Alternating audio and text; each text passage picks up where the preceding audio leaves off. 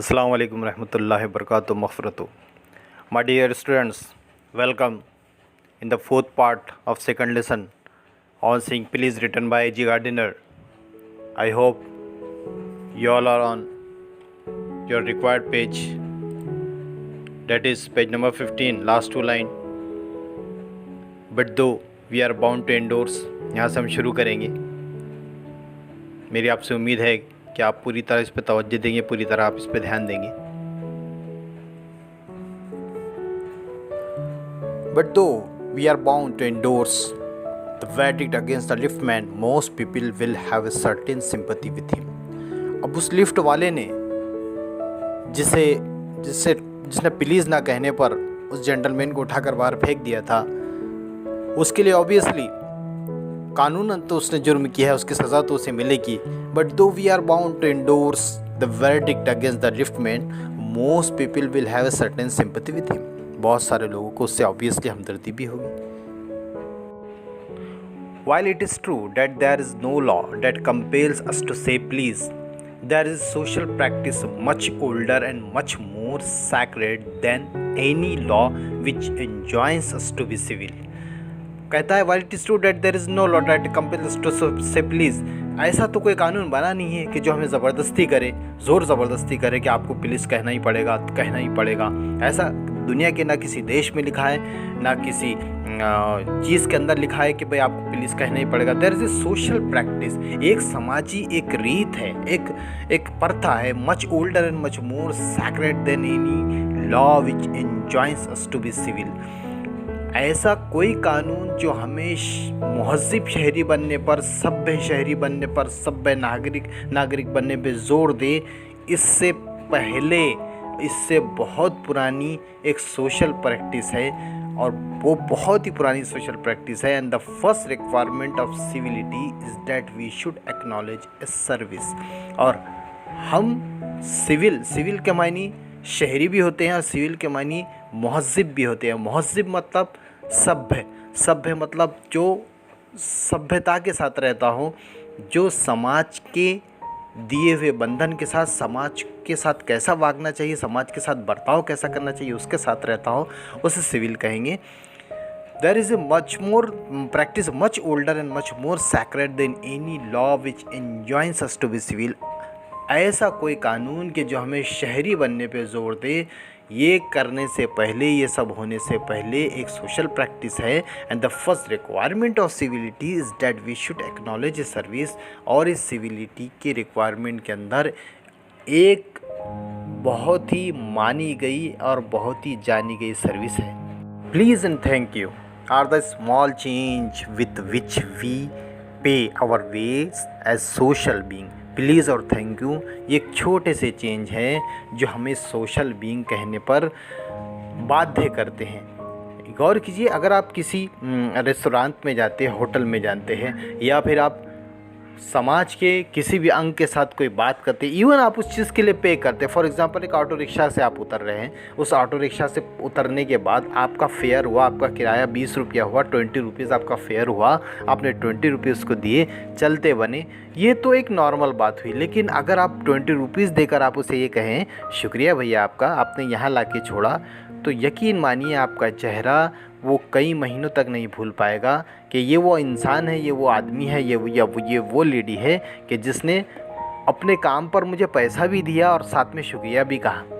वो छोटा सा होटल बॉय, वो छोटा सा छोटू जो आपके लिए चाय लेके आता है, अगर आप चाय पीने के बाद, होटल मालिक को पैसे देने के बाद अगर उस छोटू को शुक्रिया कहें, तो यकीन कीजिए कि उसे भी लगेगा कि दुनिया में इसका कोई है. Please and thank you are the small change with which we pay our way as social being. अगर आप किसी मेडिकल स्टोर में जा रहे हैं और वहाँ आपने कहा कि प्लीज़ देख दीजिए, आपके प्लीज़ कहने का, हालांकि आप उसको जो पे करोगे उस पे के लिए वो अपनी सर्विस देने पर बाध्य है, वो बंधा हुआ है, लेकिन इसके बावजूद अगर आप प्लीज़ कहते हैं तो यकीन मानिए आपको वो कभी भूलेगा नहीं. इन केस अगर आपसे कोई गलती हो जाए, या इन केस अगर आपसे कोई किसी दिन आप पैसे लाना भूल जाए, तो वो आपको उस चीज़ के अंदर कुछ एस्टिमेट भी कर देगा, कोई प्रॉब्लम की बात नहीं है. They are the little courtesies by which we keep the machine of life oiled and running sweetly. ये जो प्लीज़ और थैंक यू हैं, ये छोटे छोटे एक ऐसे कॉर्टसीज़ है, ऐसे मुआवज़े है, या ऐसा जो है तो सलीके हैं ज़िंदगी जीने का, जो शुआर है, जो सलीका है, कॉर्टसीज़ यानी सलीके हैं, by which we keep the machine of life oiled and running sweetly. जिस तरह एक मशीन को ऑयल जो है तो तर रखता है, गीला रखता है और मशीन इजीली रन होती है बिना जाम हुए, वैसे ही ज़िंदगी की मशीन को रन करने के लिए प्लीज़ और थैंक यू छोटे छोटे ऐसे सलीके हैं।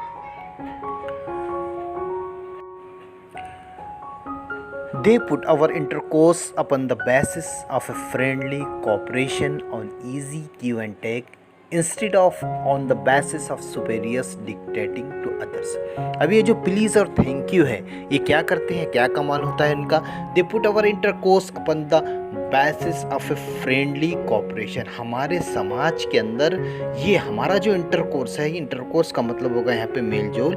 They put our intercourse, ये हमारे मेलजोल को बढ़ाते हैं upon the basis of a friendly cooperation। हमारा मेलजोल कैसे रहता है, दोस्ताना रहता है, फ्रेंडली, और कैसा रहता है, कोऑपरेशन, यानी एक दूसरे को मदद करते हैं, एक दूसरे को बाहमी ताउन देते हैं, एक दूसरे को जो तो कोऑपरेशन से हम काम करते हैं, एक दूसरे की मदद करके आगे बढ़ते हैं। An easy give and take, और आसानी से हमारा लेना देन होता है किस चीज़ पे, प्लीज़ और थैंक यू, ये दो शब्दों पर, या फिर इस जैसे शब्द जो नम्रता बताएं, जो आजिज़ी बताएं, जो इनकिसारी बताएं, जो ये बताएं कि आप सभ्य हैं, आप पूरी तरह सिविलाइज्ड हैं, आपके अंदर किसी तरह का रूडनेस नहीं है, आपके अंदर चिड़चिड़ापन नहीं है, आपके अंदर तुनक मिजाजी नहीं है, आपके अंदर झटका नहीं है, आप सामने वाले की बात को समझ के लेके चलते हैं। प्लीज़ और थैंक यू, यहाँ राइटर का मतलब, एजी गार्डनर का मतलब माय डियर स्टूडेंट सिर्फ प्लीज़ और थैंक यू ही नहीं है, हर वो शब्द जो प्लीज़ मतलब आजिज़ी या नम्रता बताता है, और हर वो शब्द जो एहसान मंदी या शुक्रिया बताता है, वो सारे शब्द इन चीज़ से रिलेटेड हैं। They put our intercourse upon the basis of friendly cooperation, ये हमारे मेलजोल को एक दोस्ताना माहौल में बनाते हैं, ईजी गिव एंड टेक, और हमारा लेन देन आसानी से होता है।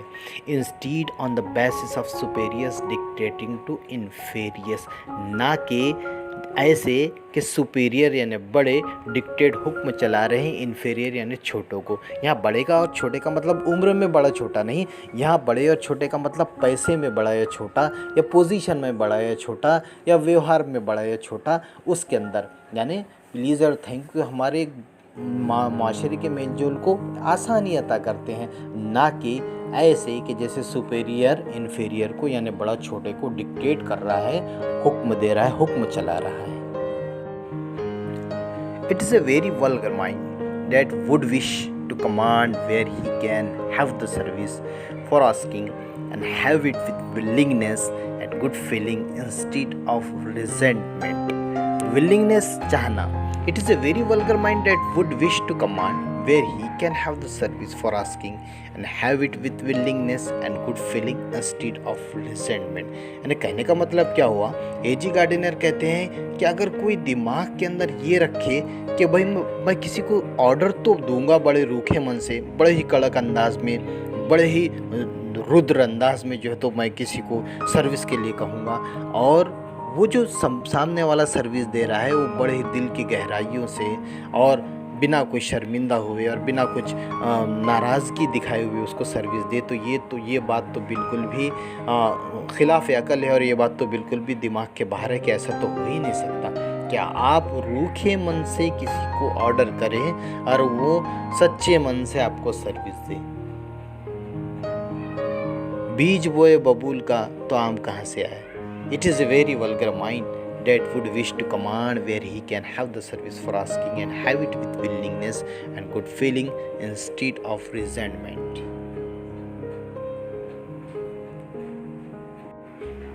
I should like to feature in this connection my friend the polite conductor. Gardiner कहते हैं कि इस सिलसिले में यानी इस बात में, यानी जो मैंने बात पीछे रखी है, जो बात मैंने अभी तक बयान किया हूँ, इस सिलसिले में एक मैं वाक़या बयान करना चाहूँगा।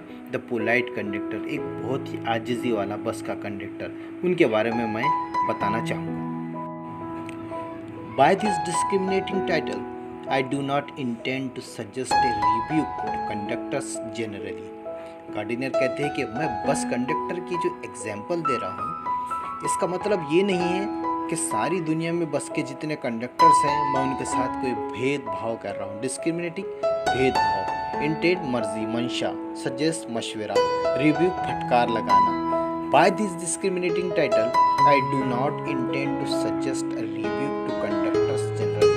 मैं जो एग्जाम्पल दे रहा हूँ बस कंडक्टर की, इसका मेरा मतलब, मेरी मंशा ये नहीं है कि मैं सारी दुनिया के कंडक्टर को जनरलाइज कर रहा हूँ, एक ही कैटेगरी में कर रहा हूँ, लेकिन मैं इससे जस्ट एक एग्जाम्पल दे रहा हूँ।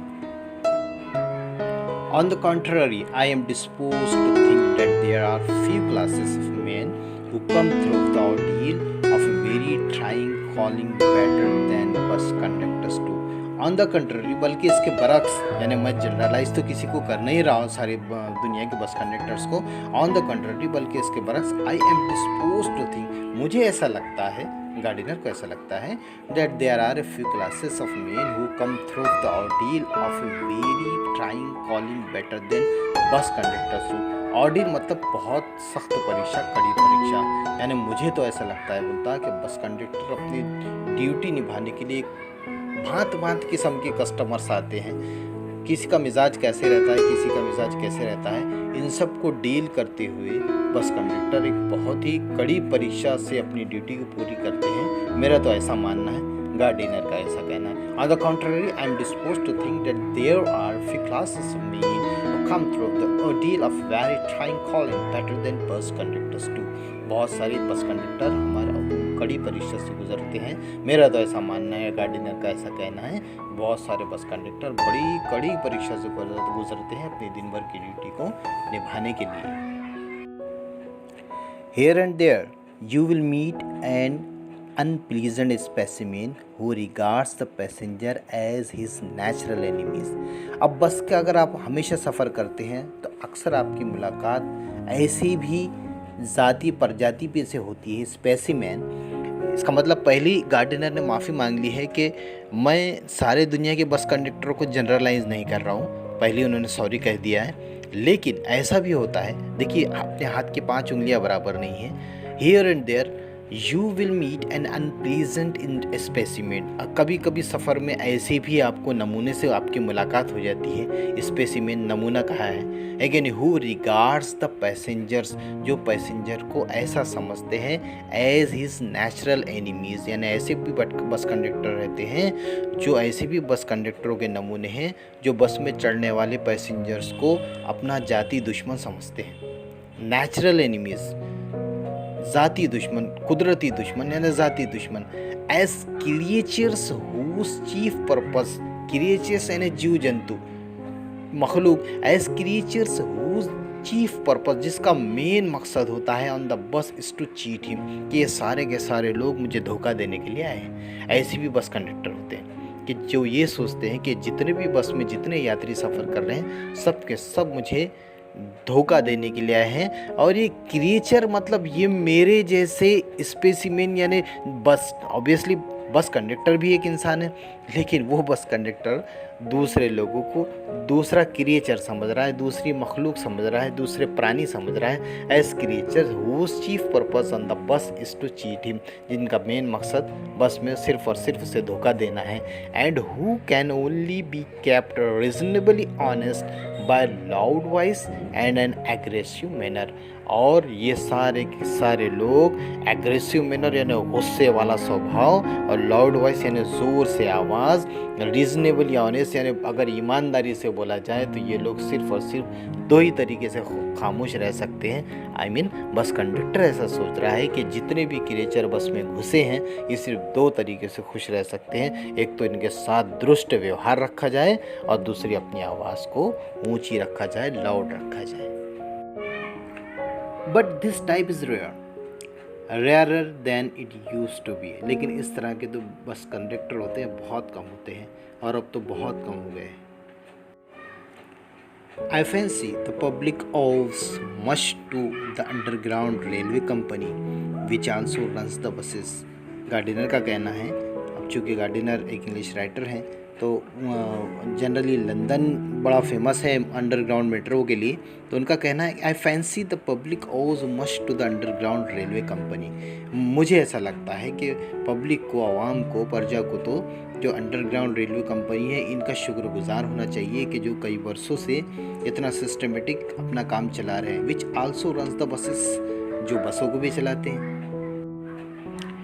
For insisting on a certain standard of civility in its servants and taking care that standard is observed। यानी उस रेलवे कंपनी का पब्लिक को शुक्रगुजार क्यों होना चाहिए, क्योंकि वो अंडरग्राउंड रेलवे कंपनियां इस बात पर ध्यान दे रही है, जोर दे रही है। इंसिस्टिंग, किसी बात पर ध्यान देना, जोर देना। किस चीज़ पे ध्यान देना? और सर्टेन स्टैंडर्ड के ख़ास किस्म का ग्रेड होना चाहिए, ख़ास किस्म का स्टैंडर्ड मियार होना चाहिए। किस चीज़ का मियार होना चाहिए?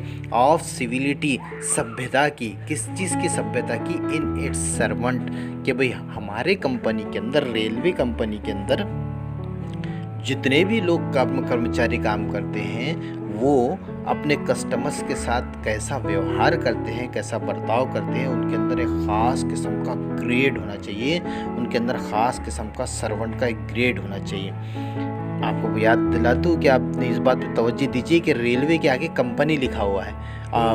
जो यूरोप के अंदर और अमेरिका के अंदर अगर आप फिल्मों में देखते होंगे, या फिर प्यारे बच्चों अगर आप फिल्मों में देखते होंगे, या किसी कोई यूट्यूब के ब्लॉगर पे देखते होंगे, आप तो गौर करिए, आप गौर करते होंगे कि यूरोप और अमेरिका के अंदर रेलवे का जो सिस्टम है बड़ा ही स्टैंडर्ड है। हालांकि लार्जेस्ट रेलवे सिस्टम हमारे इंडिया के अंदर है, लेकिन यूरोप के अंदर रेलवे के रूट इतने लंबे लंबे नहीं हैं, इतने बड़े बड़े नहीं हैं सिवाय रशिया के, लेकिन उनका स्टैंडर्ड देखिए कितना हाई है। जानते हैं आप क्यों? क्योंकि यही बात है, रेलवे के आगे कंपनी लिखा हुआ है। ये सारे के सारे रेलवेज़ जो होते हैं 90% railway they are run by private companies, और हमारे यहाँ की रेलवे गवर्नमेंट रन करती है। और आप किसी भी वक्त जाओ तो अक्सर और बेशतर ट्रेन स्टेशन पर से ये ऐलान होता है कि यहाँ से यहाँ जाने वाली गाड़ी अपने निर्धारित समय से 3 घंटे लेट चल रही है, यात्री अपना अपना बंदोबस्त कर ले। लेकिन यहाँ पर और रेलवे कंपनी के अंदर ऐसा हो ही नहीं सकता है कि रेल अगर 2 या 3 मिनट किसी कारण से, किसी वजह से लेट हो जाए, पॉसिबल ही नहीं है। इसलिए इतना स्टैंडर्ड हाई है। अभी ध्यान दीजिए, गार्डिनर का जो वक्त है, गार्डिनर का वक्त आज से 100-150 साल पुराना वक्त है, लेकिन उस वक्त में गार्डिनर का ऑब्जर्वेशन देखिए, वो ये कह रहा है कि रेलवे कंपनी का पब्लिक को शुक्रगुजार होना चाहिए। क्यों वो शुक्रगुजार होना चाहिए? इसलिए नहीं कि उनकी सीटें बहुत अच्छी है या साफ़ सफाई बहुत अच्छी है। तवज्जो दीजिए मेरे बात पर। To the underground railway company which also runs the buses for insisting on a certain standard of civility, कि वो रेलवे कंपनियां इस चीज़ पे ध्यान देती हैं इन इट्स सर्वेंट्स, के उनके नौकरों के अंदर या उनके कर्मचारी वर्ग के अंदर सभ्य व्यवहार हो, अच्छे अखलाक हो। इस बात पर वो लोग ध्यान देते हैं। ये लफ्ज़ और ये लाइनें आज से 150-100 साल पहले लिखी गई हैं। तवज्जो दीजिए कि उस वक्त में उनकी सर्विस के स्टैंडर्ड का ये आलम है और ये मियार है। Railway company which also run the buses for instinct on a certain standard of civility in servant and taking care that the standard is observe. और इस बात का भी ध्यान रखा जाता है कि इस बात का ध्यान, यानी जो लोग अपने कर्मचारी वर्ग पर इस बात का ध्यान दे रहे हैं कि उन लोगों के अंदर सभ्य व्यवहार है कि नहीं, वो लोगों पर भी कोई निगरान है, वो लोगों की भी वॉच हो रही है। In doing this, it not only makes things pleasant for the traveling public but performs an important social service। Social service, समाजी खिदमत परफॉर्म्स देती है। ट्रैवलिंग सफ़र प्लीजेंट, खुशगवार। In doing this it is not makes things pleasant for the travelling public. देखिए, not only but also का इसमें इस्तेमाल हुआ है इस सेंटेंस के अंदर। अब ऐसा करने में रेलवे कंपनी अगर इतनी अच्छी सर्विस दे रही है तो इससे क्या होगा? इससे सफ़र के जल्दी कट जाएगा, या फिर ऐसा कुछ पैसे का बहुत बड़ा जो तो फ़ायदा हो जाएगा? नहीं, बल्कि क्या होगा कि जितना भी सफ़र है, चाहे वो 1 घंटे का हो या आधे घंटे का हो या 5 घंटे का हो, ये सारा के सारा सफ़र बड़ा खुशगवार जाएगा। इन doing this it is not only makes things pleasant for the travelling public but performs an important social service. लोगों का सफ़र भी अच्छा जा रहा है और रेलवे कंपनी अपनी सोशल सर्विस भी पूरी अच्छी कर रही है।